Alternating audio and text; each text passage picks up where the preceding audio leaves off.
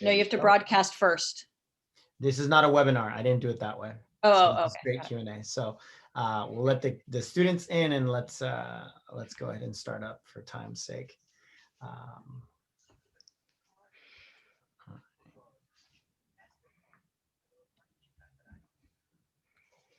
Hello, everybody. Welcome.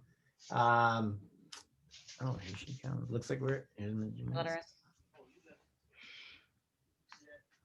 Go ahead. Oh, yeah. All right. So welcome, everybody. We want to just due to time. I know it's an asynchronous day, and you've got things you're trying to catch up on and everything else, but we just want to say, you know, appreciate you showing up, and we wanted to just have a day where we can reach out as counselors to talk to you guys about course selection. We know as ninth graders, you know, you had kind of a little bit of a year last year in transitioning, and then with distance learning, and it's been a little bit of a transition. So we wanted to offer something special, something extra in case you had any questions for us. So today's meeting is really just to the point. We're going to just talk real briefly. We're going to obviously introduce ourselves and talk real briefly about where to find information for classes in case we don't really get to everything we need to hear, where the resources are, and then we'll take some Q&A from you guys to answer any questions that you guys have. So we're just excited to be available. We know that so many links and so much information, we can get kind of a little confused or lost in the way. So I'm glad we have some one-on-one time to talk about this. So let me just go on to the next slide. So yeah, like we said, we're just gonna do a little quick intro. Let's do that. Go ahead and start that up. Jacob Larin, I'm counselor at Los Altos. Cool. I'll go next. I'm Ms. Adler. I'm also one of the counselors at Los Altos High School, and excited to meet you guys.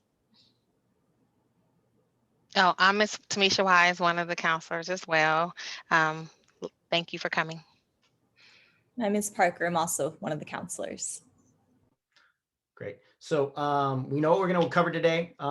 Give you guys some specific resources. We're also going to post this video after. The links that are on there, there's one in particular that is extremely long, and so it's very small and looks like a red line instead of the actual address. So you can find it later. We're going to post it up, and you can look it over a little more closely and make sure you can get to those links. But a lot of it are actually in the websites we're going to talk about. So I will hand this off and then go on to the next slide. All right. So, as Mr. Lanine has stated, these are a couple of the counselors. We have 7 total. And so just know that you're broken down by alpha. So some of you may have met your counselor, and some of you will be meeting your counselor soon. But we did want to just make sure that you kind of knew where where as far as your last name lies, whom your counselor is. So, so basically, if you're in the beginning part of the alpha, A through CO, we have Ms. Daphne Adler. So that is your lovely counselor for the next 4 years. Mr. Carter, unfortunately, isn't with us today, but he is COR through HA.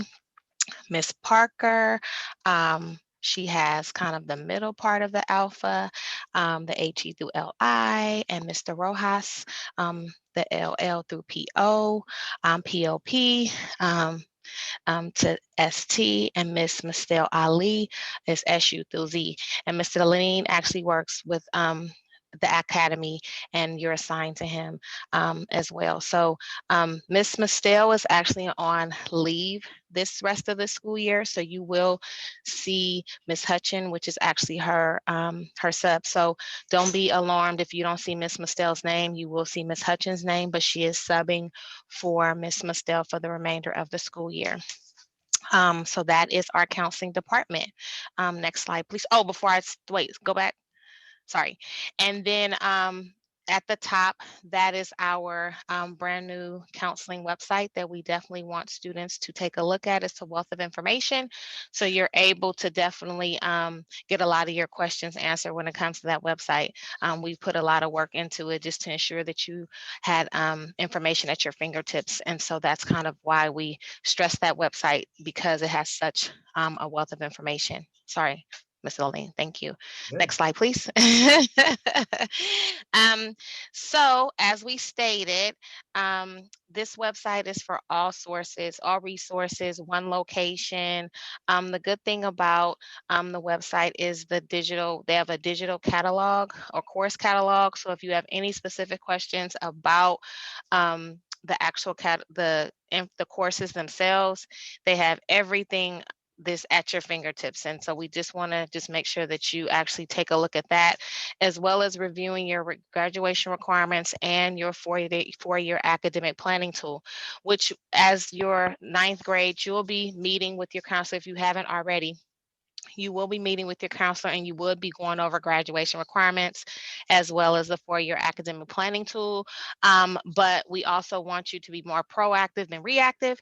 And so if you're like interested in kind of seeing where you are since you're picking classes right now, we encourage you to look at the graduation requirements and the four-year academic planning tool that you actually can start to look at yourself and planning for the next 4 years.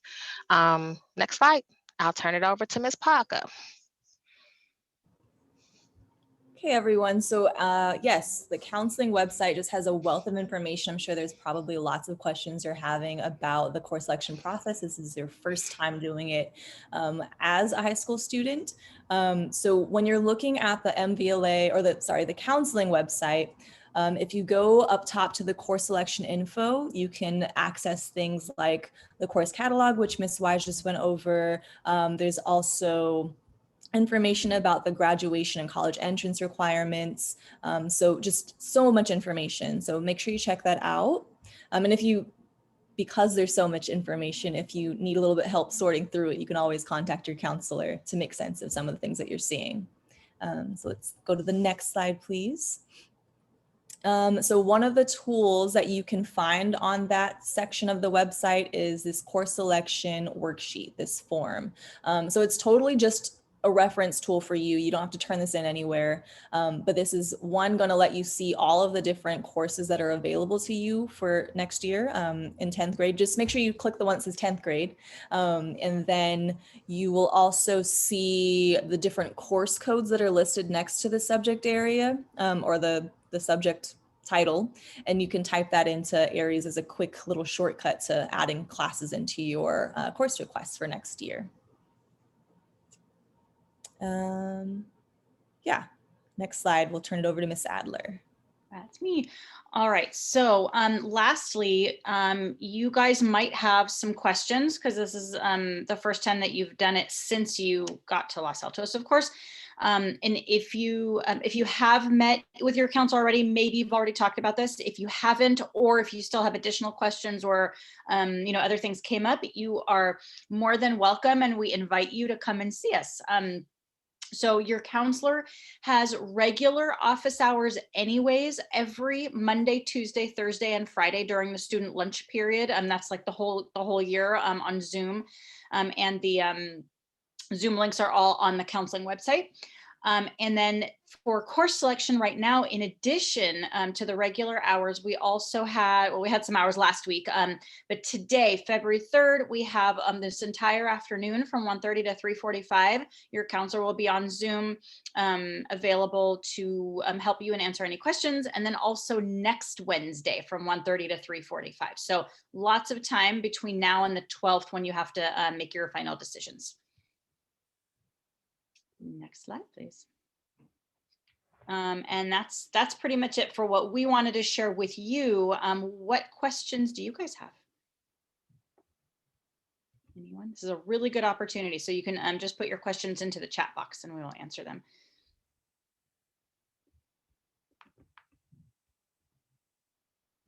Anybody?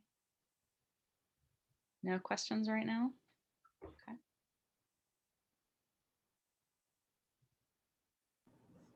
I have a question, Yes, and maybe we can have those of you who are here on answer in the chat. You don't have to turn off your mic or turn on your mic. Have any of you already input one or more classes into Aries so far?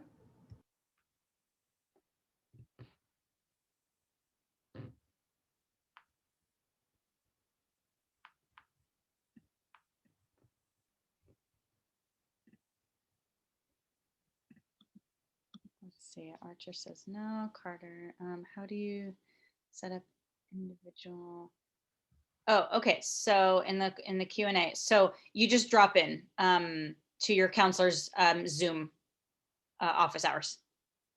Yeah. Every ninth grader will have a regular ninth grade counseling appointment. So some students have already had it because we started them recently, but they go all the way until late March. And so if you haven't had yours yet, you will. And you'll get notified by the counseling secretary about when your appointment is. So hang tight on that. If you haven't received any information about that yet, you will. But for course selections, please come in and pop into your counselor's office hours. I know some teachers use like waiting lists and things like that. You don't have to worry about doing that with your counselor. Just click on the link, and if we're meeting with a student, I usually type in the waiting room, be with you soon, Yeah. and we'll meet with you. Yep. Okay, here's a good question. If I want to do a sport next year, what do I sign up for PE? Oh, good question. Okay, so the way PE works for 10th graders is you have a bunch of different options. So you have the regular class choices, which are PE, yoga, and jazz dance. Although keep in mind that yoga and jazz dance are they're prioritized for juniors and seniors, so not all 10th graders get it. If you want to do sports instead of a PE class, you would sign up for the sport that you plan to try out for. You always do have to try out and put that in your course selections. If you haven't played a competitive sport and it's your first time trying out, I would say probably put down a PE choice as well, just in case you don't get into your sport, so that you're covering yourself with the PE credit. But if you're pretty confident you're going to make the team, or if you're on the team this year, if your sport's going forward, you can just put in your sport, and every sport season that you do gets 5 credits for one season. And so if you've done your full year of PE this year, that means you've got 10 credits already and you have another 10. And so you can fulfill the rest with 2 sports. And that could be both in 10th grade or one in 10th and one in 11th. Our one piece of advice is don't wait until senior year.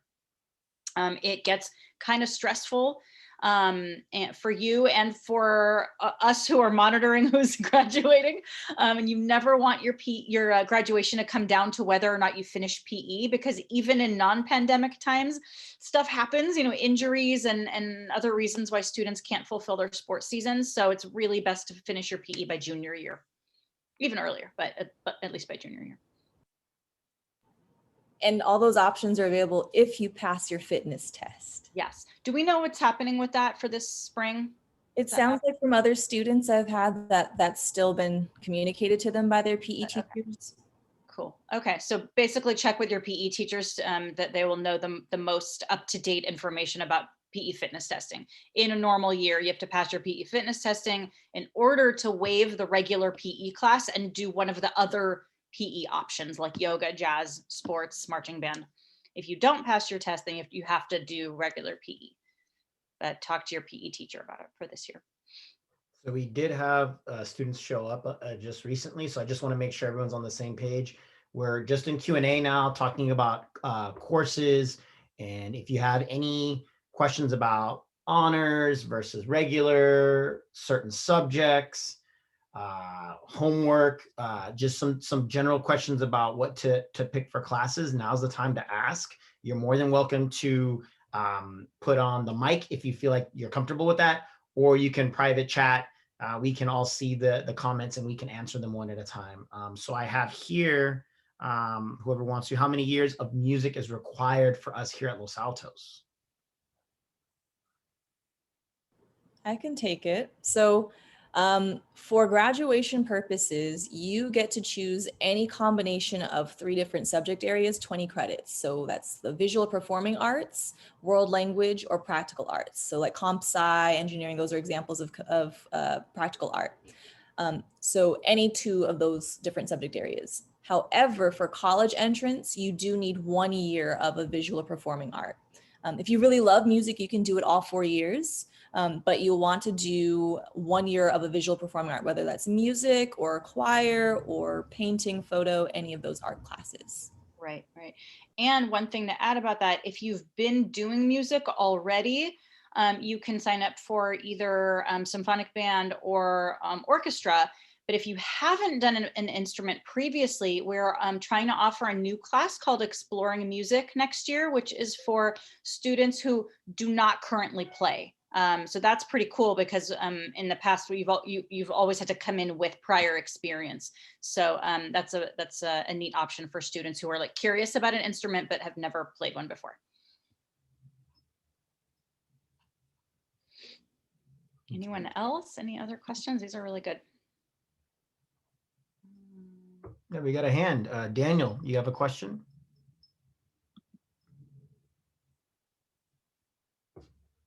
You're muted. I'm taking Latin right now. I'm a freshman, and I am planning to take it for the next 4 years. But my mom hasn't been sure if it is a good class for colleges, and she's been on me about asking you.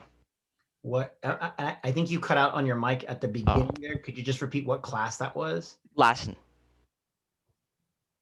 Latin? Yes. Mhm. Okay. I can take that. So language in general, foreign language in general, is really, really important. Not only for college admission, but kind of bigger picture, you know, being able to communicate in different languages and such later on. Latin is really unique because it's not a spoken language, as we know, right? But you will find Latin in so many different aspects of academics and possibly life later. Like you're going to find a lot of Latin in, you know, biology and sciences, government and law, things like that. So Latin is the kind of thing that it's just sort of going to creep up in lots of parts of your life, and you're going to be like, oh yeah, I know what that means because I took Latin. So it's really, really useful, and it gives you also a good base if you ever want to learn other languages like Spanish, French, Italian, Portuguese. You know, they're all based in Latin, so it gives you a great background in a lot of different things. And also for the college part, it's a bit unique. Most students take Spanish or French, or, I mean, you know, it depends what different schools offer, but like at our school, you know, Spanish and French, and then we have Mandarin, and Latin is a little more unique. Not that many schools have it. So it's something that, you know, colleges might go, oh, that student took Latin, pretty cool. So lots of good reasons. And it's also really relevant for history too. If you're studying like ancient history of, you know, Greece and Rome, Latin, like you'll be able to pull a lot of interesting, like cross-disciplinary things there. So I think it's great if you take Latin as long as you can. The other point in terms of admissions, I worked with the UC in terms of looking at applications before in a past life, but there's not like as if you had the GPA of, let's say, French 2 and you're in Latin 2, that GPA is any different when you get into your application, right? So doing 4 years, and remember, UCs and other public schools, they see thousands, literally thousands of different types of schools with different offerings of, I can't even imagine the types of languages, right? So, you know, it is unique, but the more important thing is it's equally measured as any other foreign language that someone were to take. So it's definitely not a negative thing. If you take 4 years and show that you're competent, you have good grades in those 4 years of Latin, that is just as strong as if you were to take 4 years of any other language. Oh yeah, and I wasn't trying to imply that any language is better or more valuable, not at all. In terms of the college admission process, totally not what I meant. Just it's just a little bit different, you know, on your transcript. Thank you. That answers my question. Great. Okay, next question is wind ensemble counted as an honors class? No. It's a more advanced band, but no, there's no honors vocal music. Or excuse me, instrumental music. Or either one. There's no vocal or instrumental that's like a weighted class. So again, we had some new students come in, so just making sure everyone knows we're in the Q&A session. Anyone have an important question they want to ask about certain classes, rumors they've heard from other students that you want to clear up, any question you guys have, we got 4 counselors here waiting eagerly to answer your question. So just go ahead and shoot, and whatever question in whatever class, we're more than happy to answer it. I can offer a little bit of extra info on the honors piece. Remember that course selection sheet we were referring to, it'll tell you whether or not it gets that weighted credit. There's a little key code up the top. Good point, Ms. Parker. Yep. Let's see. Okay, I'm trying to decide between taking wind ensemble, symphonic band, and AP computer science next year. I will likely have to choose one to take outside of school. Is there a better one to take at school? Okay, so AP computer science, you have plenty of time. I guess it depends how important music is for you. If you want to take music every year, I'd say probably take music. AP computer science, first of all, is prioritized for older students, so not all 10th graders get in. It just depends how many students register in any given year. But you can take it in 11th or 12th and still have time, if you want to continue with computer science, to take our even more advanced one after. So you don't have to necessarily rush to do both of them, but it's really up to you and which subject is more interesting for you, and which one is a priority. Does anybody want to add anything about that? No. What I want to say, just follow your passion, like whichever one that you actually like more. Like Miss Adler said, you could take computer science outside if you choose to, and we can show you the process, or your counselor can show you the process in that regard, and you're more than happy to do that. But I'm going to say, just if you can, take the music, because if that's one of your passions that you're actually want to continue on throughout high school, I would say to follow your interest and your passion as far as the music, if that's one, if that's kind of weighted more than AP Comp Sci, because Miss Aller did make a good point, you could take that at a later time. So yeah, so that would be my 2 extra cents. and also it depends on your current background in computer science, because the AP class is pretty tough and it moves really quickly. So if you have a prior background at like a little bit of Java and other programming, you might be okay going straight to AP Comp Sci. But we also have an intro computer science class. So for students who don't have a prior background in computer science, generally it's better to start with the intro class rather than to throw yourself in 10th grade into the AP class. So really, you guys have 3 more years and so many opportunities to take different things. So you don't have to rush to take everything right away. Take your time, give yourself a little breathing room.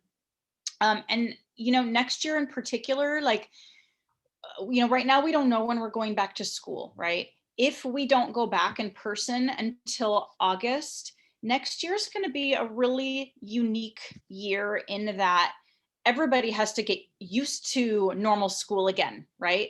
And that's not something where you're going to schedule time necessarily to think about that every day, but it's one of those invisible things that takes up mental energy and space. And it's really going to be important for students to just leave a little bit of cushion in your life for the reprocessing and readjusting to in-person school. I think that might be a bit more challenging than some people think. And it's a big jump from 9th to 10th grade anyway. In a regular year, World Lit is a lot harder than survey, and that's not even an honors class, just regular college prep. So give yourself room to make those adjustments and have some downtime and some breathing time in your life. Okay. That's a lot. I know there's a lot. So the next one I think is we're looking at general courses and the jump into AP. History, I've done really well. Actually been fairly easy for me this year. What do you think in terms of the workload to jump into AP Euro? And I guess HGAP, it says here AP US History, but that usually is a junior course. That's the question. I can have a little bit of response unless somebody else wants to add. Go for it. Go ahead and start. So just to clarify, the question is, student has done well in history this year and is interested to know a little bit more about what the jump to MHAP would be like next year. Correct. I mean, I guess one thing I would say is it's important to know what the rest of your schedule might look like next year. With MHAP, there's going to be an increase in the amount of work that'll be expected of you. And if you enjoy history, that won't necessarily be a bad thing. You'll probably enjoy the amount of, the type of work that you'll be doing. You just want to make sure you have time for it. And if history is your passion, then I say you can go for the AP version there, making sure that you have a well-balanced schedule outside of history. So not taking on too many other honors and AP classes. Great advice. The next one, I hope that answered the question. Next one is my sister advised to take AP Computer Science in sophomore year so I can take physics in junior year. I'm curious about what summer courses entail. Yeah. Okay. So that's the same student from before. So that for you, student, I don't want to say your name out loud because we're recording, but come and see me during office hours so we can talk about it, because this is really individual to you. Computer science and physics have nothing to do with each other in terms of scheduling, because AP Computer Science is considered a practical art and physics is a lab science. So you can do both. They won't conflict with each other. Come and see me during one of the office hour sessions, then we can talk about your individual case. I'd like to make a suggestion just in case other students are running into this question where I really want to take this one class, but I'm not sure when or if I'll have space for it. If you haven't already met with your counselor and you haven't already done this, back to that website of ours, the counseling website, click on the 4-year plan. I find that a lot of students are loading so much into their sophomore year, forgetting that they have junior and senior year, and they kind of run out of okay, what do I do from here? Yeah. And then you can really spread things across so that you're not overwhelming yourself so early on. Absolutely. Yeah. And I would say to that, you have time, guys. I think that's part of it, is that we think about the next step, but we have actually a couple more included, and we have summer, and we have really nice community opportunities that really have nothing to do with our school. Being on a college campus potentially could be a great way to feel more prepared and get that direct contact with possibly even a professor. Getting in other experiences other than just the grades. We really want to make sure we emphasize this for counseling. We want balance for you guys. There is no one year, one class, or I would even argue one subject that's going to get you to where you think you want to be.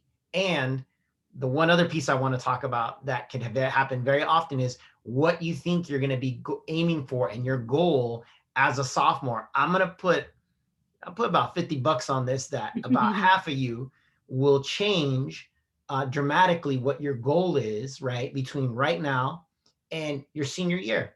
And that's normal. You think about who you were as a 7th grader or as an 8th grader, and you go, man, wow, I was something else. I was something different, right? And that's part of life. And so we're trying to do the best we can. I think we advance broadly. We try maybe a couple different things, right, over time to see what we really want to put our time and energy into when it comes to college. And I think if you think of it as an exploration and not a prize, right? You're trying to find these things that even might surprise you, and you're not sure exactly where you're going to end up, but you keep on learning, because learning for learning's sake is really a powerful thing.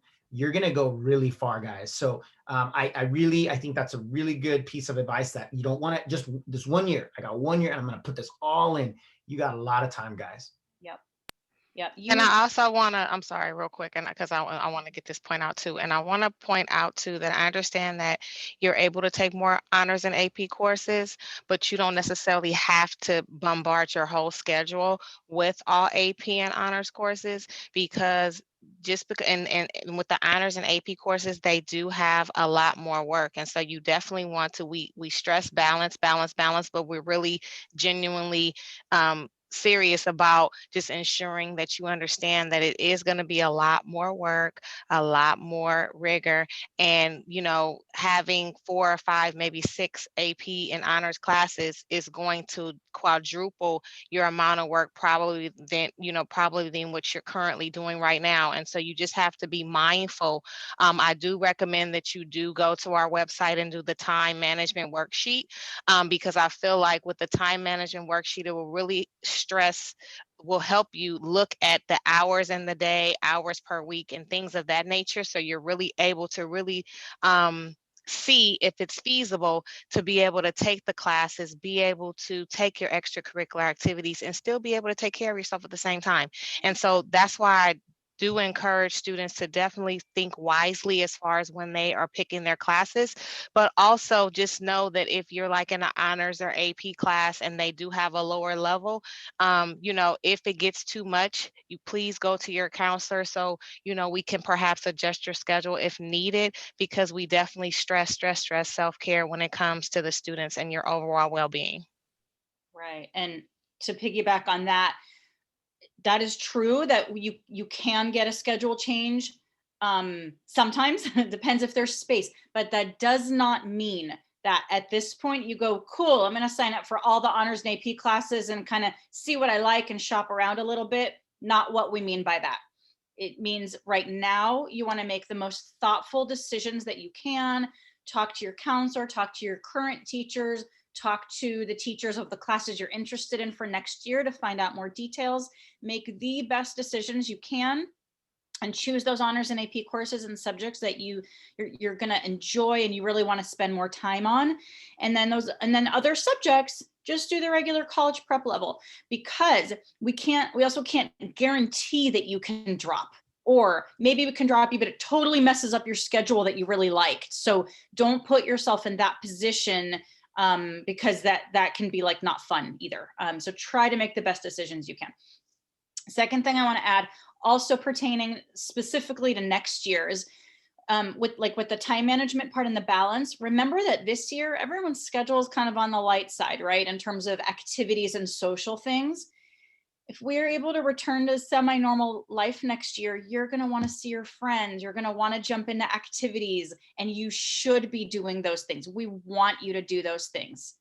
So again, give yourself room so that you're not doing 8 or 10 hours of homework because you signed up for MHAP and Algebra 2 honors and Chem honors and World honors and et cetera, right? So choose some of them that you think you're going to really like, and then pull back in other areas so that you have time for all the other parts of your life, and so you can get a good night's sleep. Great. Yeah. So in terms of time, I want to respect time. It's your day to kind of, as students, to do some work and catch up on some things and stay on track. And I wanted to ask one last time if there were any students I did not catch that showed up. Any last minute questions you have for us? Because we're going to probably wrap up here in a minute or two to let you guys go ahead and have the rest of your day to do what you need to. Any questions? Great. And for those who didn't see the slides earlier, I have to say every student here is my student. I'm very proud of you guys. But you can come and see me, or any students can go and see their counselors today from 1:30 to 3:45. If you want to talk about your individual schedule, please do drop in. And also, if your friends are not sure and they have other counselors, please tell them to go see their counselors. We're happy to answer all your questions. We're really looking forward to connecting with you guys. We're sad that we can't be there in person to meet you face to face. So we're excited for that day. But for now, fortunately, at least we have Zoom, and please come and connect with your counselor. We really want to get to know you guys and help you. Great. All right, everybody. I don't see anything new. I don't see anything on the chat here. So again, Everyone have a wonderful Wednesday. Thank you for showing up. Hopefully this helped out. Come by on our drop-in hours, and we're happy to be here to support you guys. Have a good rest of your day. Bye.